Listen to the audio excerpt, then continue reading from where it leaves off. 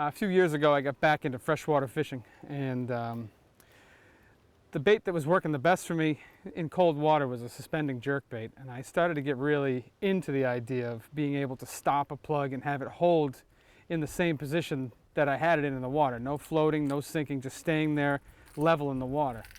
After thinking about that a little bit and realizing that I wanted to be able to do, or wanted to be able to have a plug that would do that in the surf, I started to work with the SP Minnow. The SP Minnow has a similar shape to most of the suspending jerk baits I use in freshwater. It has a small lip, which is consistent with the freshwater baits, and it already needs to be overhauled. The hooks are junk, the split rings are junk.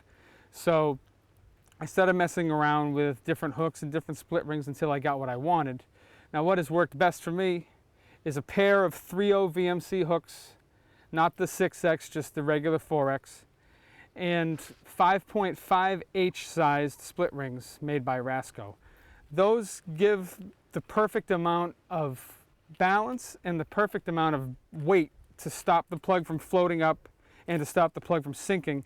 The plug does just very slowly rise if you stop it for a long time, but when you're fishing that plug, all you're doing really is just reeling jerk, and you're stopping the plug, and you're jerking it again, and you're stopping the plug, and you're getting this like fluttering action. It's like, and then it stops, and then it stops.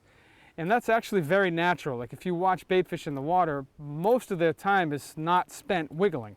Most of their time is spent fairly stationary and just sort of gliding forward. And these pauses are very good at replicating that action. So it's become a pretty good weapon in my surf bag. It's great when I'm fishing around blitzes.